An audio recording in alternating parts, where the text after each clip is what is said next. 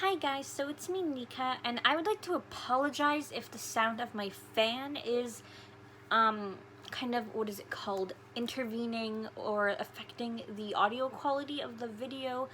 But today it's like the hottest day of the year in British Columbia, where I live in the lower mainland, and I am sweating and dying in the heat, and not fainting is a good idea. So like I have my window wide open and I have the fan on and I'm wearing a tank top, and I'm just gonna sit here with my bowl of organic blueberries that we picked from the farm yesterday on Saturday. Super good. Definitely support your organic farmers during this time of COVID. It is so important. And I'm so picky with blueberries. Like, I only eat organic because the texture of blueberries is like really weird and I don't like it, but I like them if they're organic. That's like the one fruit that I will refuse to eat conventional, and those are blueberries. Yeah. But anyway, today's video is not exactly what I would like to call a fun topic or a fun conversation to have, but nonetheless, it is very important to talk about and address. And I just want to say, I'm not doing this for clout. I'm not doing this for like the hashtag, to jump on the hashtag. If I was, I would have done it a long time ago. And that's the reason why I didn't do it a long time ago in May, because I knew at the time I didn't have my thoughts articulated properly. I really needed to kind of figure out my opinions on everything, which is why I am posting this video 3 months after kind of the catalyst of everything going on in the world, happened.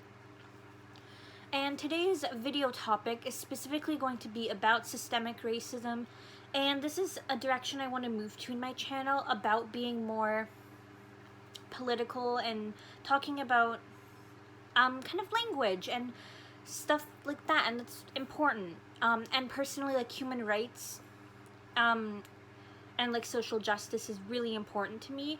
And something I do want to commit to is once a month doing some type of video, whether it be about the environment, about sexism, about racism, about capitalism, conscious consumerism, the LGBTQ plus community, controversial topics. Like, I will talk about the abortion and the death penalty. We are really going to go down into this. There is not a single topic that I am afraid of talking about, so definitely ask me any topics you're interested in. Also, let me know if you are actively really against me making these types of videos, because if you are, and if you specifically come here for more lighthearted, like beauty content, whatever, then I will make a separate channel that's just about politics and human rights issues. And I would totally be happy to start a second channel in order to accommodate people. And I know that with everything going on in the world, like, some people don't actually really want to like talk about politics, and I totally understand that. But without further ado, I will eat another blueberry, and let's get into the video. So first of all, something I would like to warn you guys about is when you're buying merchandise to support the Black Lives Matter movement, be very careful to see like who is behind the company. For example, there's this brand, and I don't really want to call out names or anything, but I wanted to buy a Black Lives Matter shirt that said "We stand in solidarity." And actually looking into that company, it is owned by specifically, white people. And obviously, I'm not saying to not support white-owned businesses. That's not what I'm saying at all. But I think if you are specifically wanting to support an organization, and like the best way of doing it is to go directly to the source, to specifically donate to the Black-owned businesses or the indigenous women who own the business, or whatever cause you're trying to support. like give it to the people directly. Obviously, like again, I'm not saying that all big organizations are bad. I mean, they do donate, but sometimes, you know, part of the money will be going towards the paycheck of people higher up who are privileged and pretty well off. Again, that's not necessarily a bad thing. I donate to big organizations like Salvation Army and UNICEF and stuff like that, but I also, at the same time, try to make sure I go directly to the source. For example, like when I donate to women's shelters, I actually go to the women's shelters. I talk to the women who are there, who are, you know, come from like bad homes, who needed to escape, actually talk to them and learn about their situation. And I think that's super important. So just balance. There's, like, you know, this is something I really want to reiterate, is that people keep thinking that I hate on big organizations, and I don't, but I also truly believe in supporting small, local, like, owned by the people who are truly, you know, suffering, the people who truly understand what it's like, and not just privileged people who are trying to do their best and help, which isn't a bad thing, but I don't know. Do you get what I'm saying? I'm not articulating myself very well, I feel like, but yeah, basically just, you know, try to support local as best as you can, and that applies to everything, not just systemic racism and trying to fight it. And this actually kind of brings me into a second, like, topic that I want to discuss, is the whole people who are kind of more extreme than I am, and these aren't all people in the movement, keep in mind, but some extreme people, and people tend to look at the extreme people only and not the moderate people. But there are people in the Black Lives Matter movement who will tell you to boycott all white-owned businesses. And another thing that really irks me is when people think it's okay to be racist towards white people, because basically it's saying, well, it's a different type of racism because it's not systemic. The system hasn't been stacked against them. This is just racism from a few select individuals. And again, it's extreme. Most of the people I know in real life are not like that. The people who I've encountered who are that extreme are people in forums who I've gotten into fights with.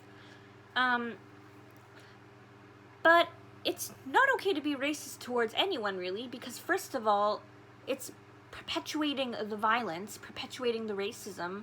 It's giving the movement a really bad name. Also, as humans, psychologically, we are designed to rebel. When we are told we are doing something wrong, especially depending on, like, there are younger people, you know, Gen Zs, millennials, who are very stubborn, but especially look at who you're talking to. Someone like my grandma, for example, who is in her 70s, who is one generation before the boomers. She's like, yeah, she's before the boomers. I don't know what you call that generation. And she grew up in a Middle Eastern country where, you know, it's pretty conservative. Maybe not, like, the worst. At least women can drive in Iran and stuff, but, like, it's still not great. Like, there's no equality anywhere near that there is here. LGBTQ plus issues are not discussed enough, and there's just some things that, you know, if I be angry at her, and I really do want to be sometimes, because her opinions really frustrate me and frankly really disgust me, but, like, being violent about it isn't going to help. And this isn't going to help, like, change people's minds and make them more open-minded. I don't know. I just think it is extremely frustrating, and especially since, yeah, maybe they don't have the racism card stacked against them, but you don't know other things that they have dealt with. For example, well, first of all, they could still have actually ancestry and genetics of, like, minority groups in them. Just because they don't show it in their phenotype doesn't mean it's not in their genotype. So actually, by assuming that someone is white and privileged, you could actually be being racist yourself because you're judging people's appearance. Also, you never know, like, they could have dealt with sexism. And men can deal with sexism too in different ways than women, but sexism exists for both gender. They could be part of the LGBTQ plus community and have to deal with discrimination there. Or even maybe, you know, they're good looking, whatever, people, like, sometimes they're jealous, like tall and blonde, whatever. Maybe they have been taken advantage of. maybe they have a disability that you don't know about, because just because you can't see evidence of the disability doesn't mean it's not there, especially with mental illness. And something else that really kind of makes me angry is when people say, oh, you know, straight, able-bodied white men are the definition of privilege. They're what's, like, ruining our society. We can't really choose what we're born into. We can't, like, you know, it's not our fault if, like, we can't control our culture. We can't control, like, what we identify as. Like, if you identify as a cisgendered man, you know, you identify as, you can't force yourself to be gay. You can't force yourself to be part of a minority movement if that's not the core of your being. And I don't think that's wrong. I think as long as you acknowledge that you are in a place of privilege, I'm okay with that. What I have issues with and what annoys me is when people are ignorant to their privilege, which I definitely was ignorant to my own privilege before everything that happened in May. So yeah, just, again, just people who are entitled, that's what makes me angry. But there are straight, able-bodied white men who are allies, who are amazing people, and I am against generalizing any type of group. So yeah, that's my opinion. And honestly, just doing the whole, like, putting racism on other people and turning it against each other is taking focus away from the movement. And something that I would like to draw attention to is an analogy that a YouTuber named Cassandra Bankson made, which is basically, she was trying to argue against the whole all lives matter thing that people say, which is basically, if you break your arm and you go to the hospital, the doctor isn't just going to say, well, all your bones matter, not just your broken arm bone. It's like, yeah, because you're trying to fix the bone that's broken. Like, obviously all your bones matter, but right now it's your broken arm that's the problem. I'm going to use that analogy and turn it into, you don't go to the hospital when you have a broken arm. The doctor doesn't go and break the other arm, so then all your bones know what it's like to be broken. That's taking away from the actual issue, which is your original broken arm. It's the same thing with, this is why I don't think racism should be turned on white people. Again, that is just my opinion, but I feel very, very strongly about this, especially as someone who has passed as white before. People keep assuming that I have not dealt with racism, which I have not dealt with racism to the degree of what people in the news are dealing with, but I have been heckled for being a Muslim terrorist, and like, that is not okay. And it's annoying because, you know, some people are very easily able to determine that I'm Middle Eastern, and then some people won't believe me when I tell them that I'm a person of color, even though I am. And, you know, they're saying, well, technically, if you're from Iran, you're Caucasian and you're white, technically, because, well, genetically, technically people from Iran are Caucasian, but, like, I don't know. It's complicated. Maybe, like, my personal opinions are kind of clouding my judgment in this, but I don't know. But I believe in kind of more methods of gentle activism, so I don't really like forcing people. I don't like yelling at people. Like, this isn't gonna help people be more open-minded and bring people closer to the movement. And speaking of gentle activism, I actually want to speak on a statement that I've also gotten in a lot of arguments with. This one, though, I got into more arguments with people in my personal life rather than on the internet, which is, some of my friends don't like it when I say, you know, it's not enough to not be racist, but you have to be actively and verbally anti-racist. And people assume that means, oh, you need to post on it then, and you need to be a social justice warrior, and SJW, and talk about it with everyone you meet.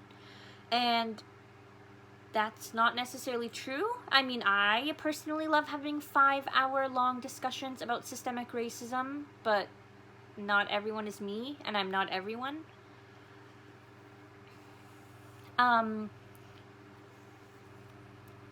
okay, where was I going with that? Okay, so For example, and this is frustrating, is that I feel like if you're a close friend of mine, you should be okay with talking about uncomfortable topics. And it is frustrating when people don't really want to post about this publicly, but I understand not everyone likes to be public about things, for starters.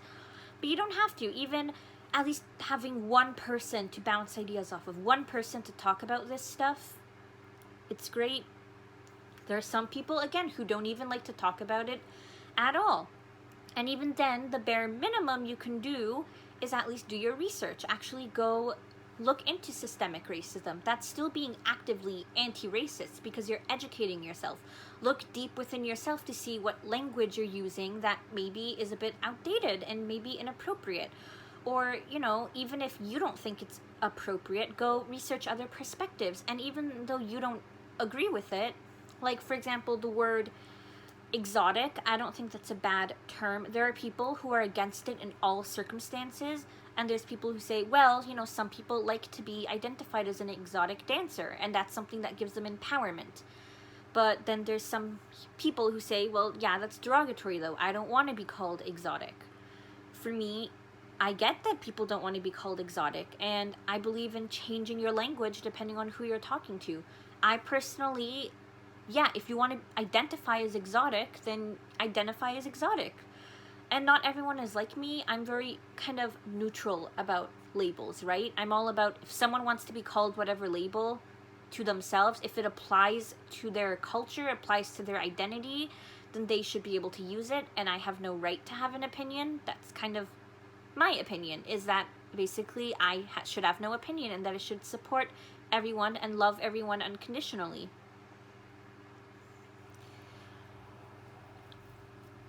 Wow, okay, that was a tangent. But anyway, okay, where was I going with that? Okay, so where I was going with that is that, you know, just do your research in language, do just whatever you can to educate yourself. And if you don't agree with people, it's kind of hard. And something that I'm implementing in my life is like the 5 requirements, checklist, whatever. And these 5 requirements for me aren't what makes you a good person or not. Obviously, you could still agree with me on these 5 things and still be a serial killer, for example. But something that's really important to me are core values. And my core values are the environment, doing what you can within your individual ability to do what's best for the environment, being anti-racist, anti-sexist, being supportive and loving of all religions. Obviously, that's to a certain degree. Obviously, I don't condone fringe cults who believe in human sacrifices, but, you know, I'm talking about religion, right? Not fringe stuff.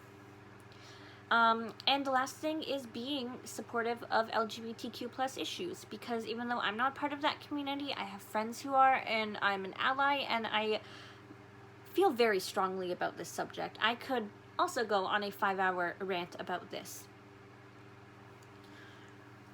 And, you know, it is frustrating when people don't want to talk about it, but I also get it.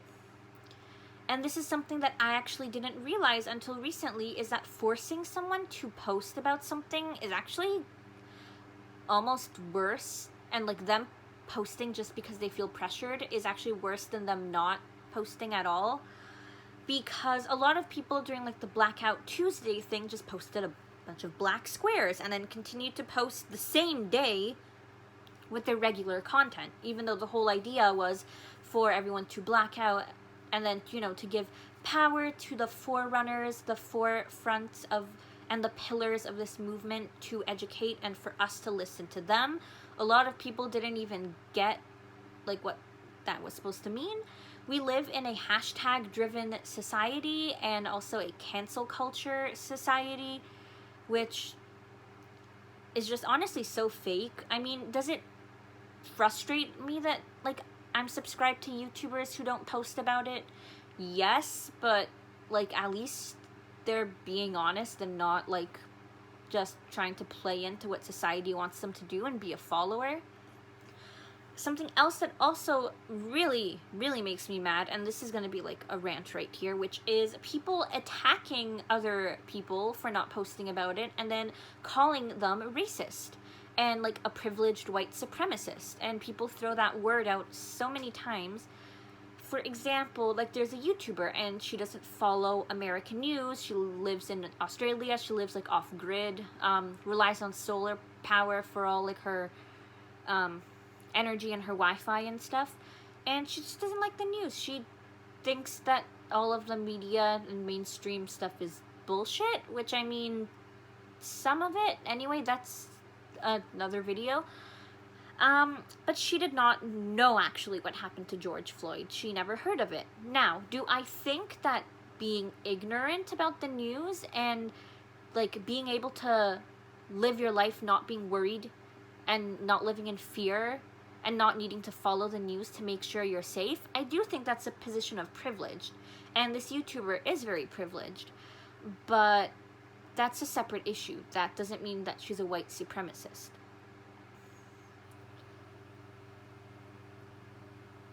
And it's funny enough because when something happens in the States, you know, everyone all around the world posts about it, right? And anyone who doesn't is suddenly labeled.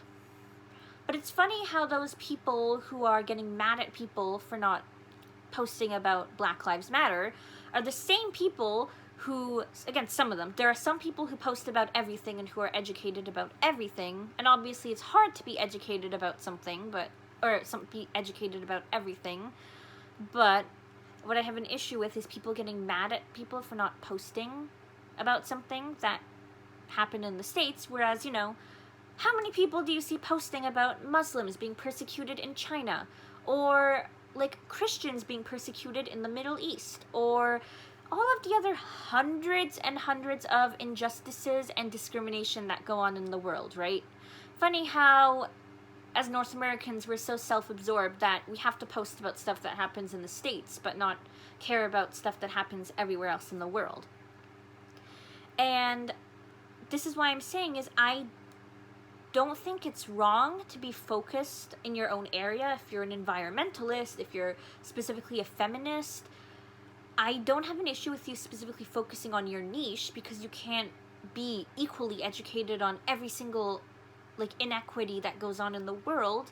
But at the same time, even if you don't want to be public about it, at least try and in your own personal life implement intersectionality, just because I do think that a lot of stuff, capitalism, like equality with money, socioeconomic status, sexism and racism, LGBTQ plus equality, I do believe that is all linked, and that if you like all of them come from the core of the same, like they come from the same core. But you know, all of us can do our best, right? For me, I really want to put my energy mostly into the environment and about vegetarianism and eating plant-based and animal rights and LGBTQ plus issues. Those are like the two things that I am the most passionate about, but I still do little bits and pieces of research here and there.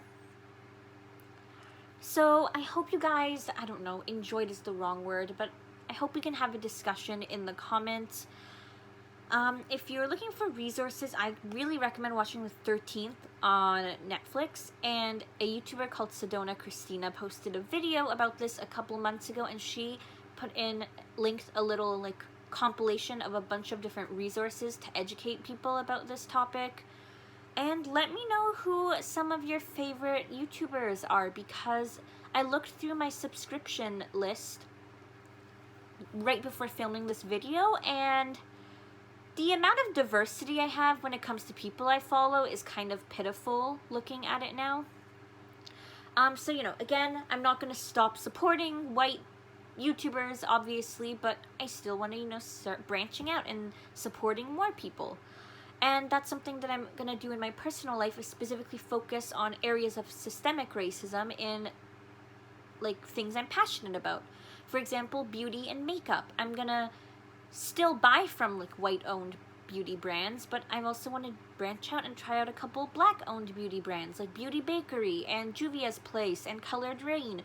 But a lot of brands that I already like, such as Tatcha and Briogeo and Fenty are Black owned already. So just doing research and evaluating my own collection is something that I'm really excited to do, and I just want to do my best to be a better person and to kind of apply this to all areas of my life that are the most important to me.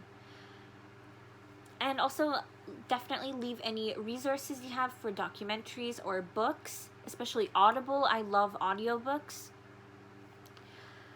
So yeah, I hope you guys kind of learned something. I hope you enjoyed hearing my opinions on this matter. And if you are excited for more political and kind of human rights themed videos, then please don't forget to rate, comment, and subscribe. Bye!